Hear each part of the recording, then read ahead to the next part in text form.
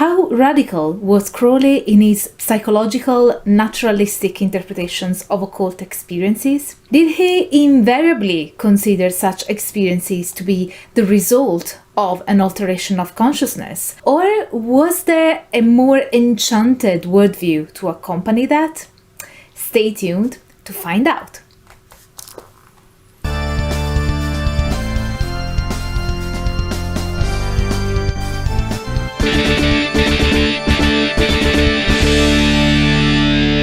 Hello everyone, I'm Dr. Angela Puca and welcome to my symposium. I'm a PhD and a university lecturer, and this is your online resource for the academic study of magic, esotericism, paganism, shamanism, and all things occult. Today's video is brought to you by the kind friend of the symposium, Cosimo. Thank you so much for commissioning this video, and I truly hope you enjoy it.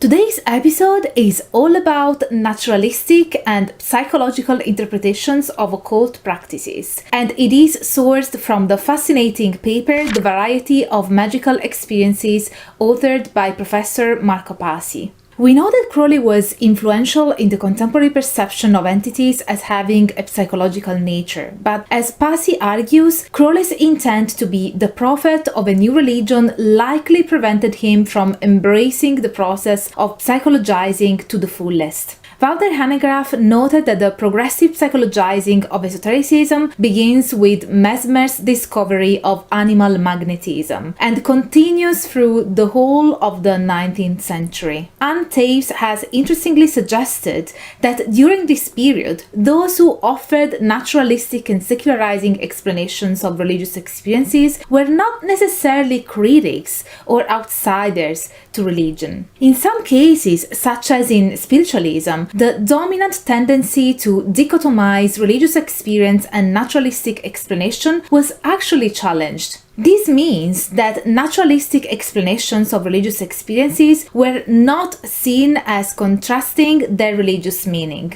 The occultist movement of the late 19th century manifested a similar approach as they attempted to reconcile science and religion. Trying to reconcile these two fields, perceived as increasingly distant or even totally opposed to each other, could indeed be considered one of the vital traits of modern occultism. That said, there is something about this process that is specific to the 20th century, when specifically at the beginning of the century, new dynamic psychological theories were being developed and popularized. Crowley's approach is particularly interesting because he tried to apply these new developments to magical and spiritual practices. For him, the psychologizing of esotericism and magic explored new avenues. First, he was likely influenced by William James' famous classic The Varieties of Religious Experience, originally published in 1902, a book that influenced greatly Crowley's perception of magical experiences. Crowley refers to James's book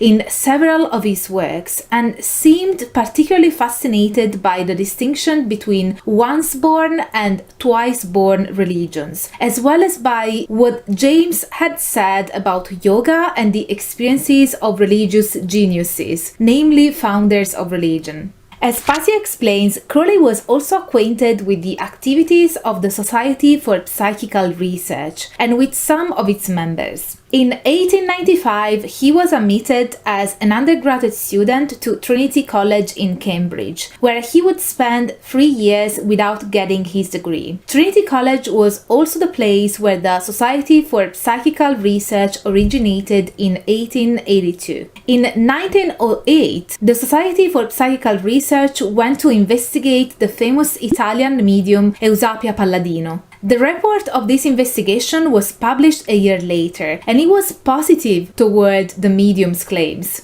However, in his autobiography, Crowley mentions that he studied the book and later paid a visit to the medium in 1911-1912 so that he could test her during a séance. Fun fact, Crowley was much more skeptical about the phenomena produced by Eusapia Palladino than the two professional psychical researchers. Eventually, he concluded that all the extraordinary phenomena he witnessed during the séance were quite possibly the results of tricks and sleight of hand. Not only does Crowley deny the authenticity of spiritualistic phenomena, but he also tries to explain why men of science end up being persuaded by their reality. Crowley sees a pattern in the fact that this persuasion often takes place at a certain age, when the sexual power begins to decline. So basically, psychical researchers are subject to credulity because their declining vital energies impair their judgment.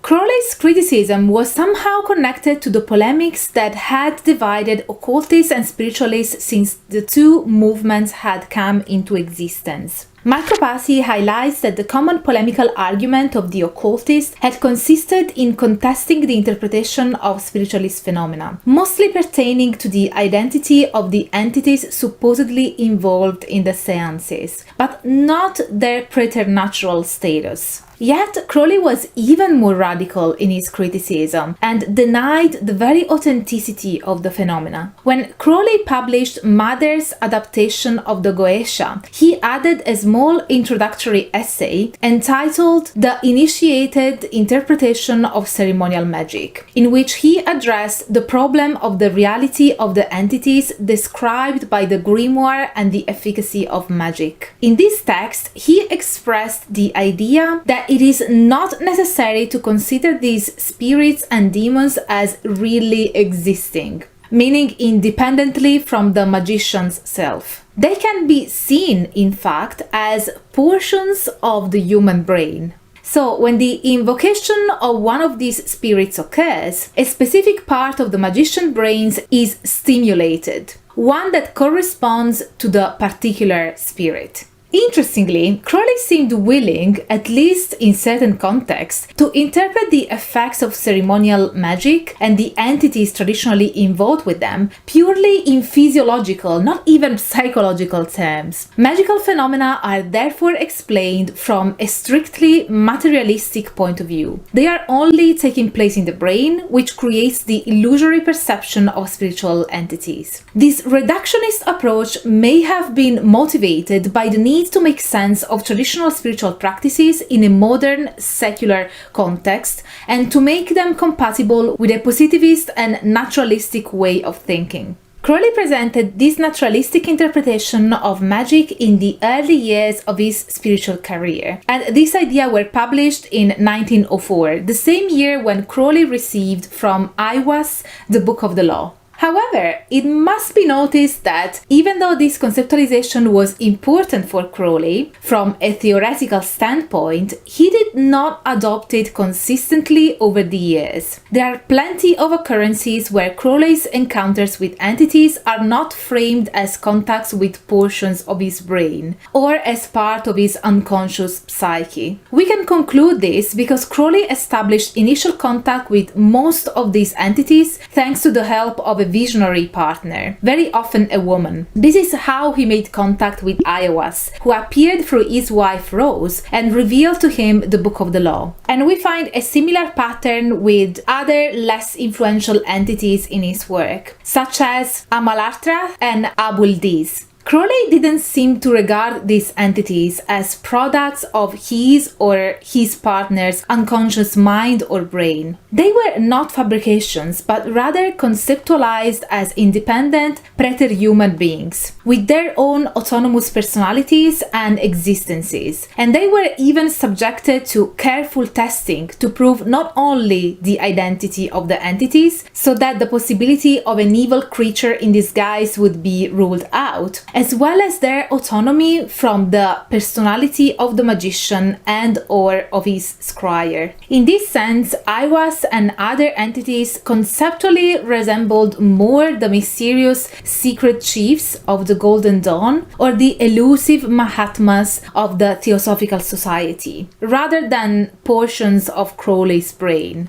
as the former were understood as enlightened masters who had reached a very high level of initiation but were still living on this realm of existence. To sum it up, Crowley's psychological interpretation of the entities occultists come in contact with was a bit inconsistent and appears to be more prevalent in certain contexts and times during his spiritual journey. Conceptualizing entities in psychological and/or naturalistic terms still revealed to be incredibly influential for traditions and practices that developed after Crowley, providing a perhaps more rationalistic theoretical framework to frame occult practices in a secular age. This is it for today's video. Thank you again, Cosimo, for reaching out and commissioning a video on this topic. And as for you, my kind viewer, if you like my content and want me to keep the academic fun going, please consider supporting my work with a one-off PayPal donation by joining memberships or my inner symposium on Patreon, where you will get access to our Discord server, monthly lectures, and lots of other perks depending on your chosen tier. And if you did like this video, don't forget to smash the like button, share the video with your friends,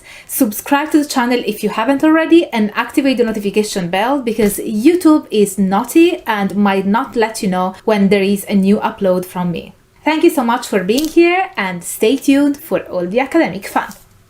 Bye for now.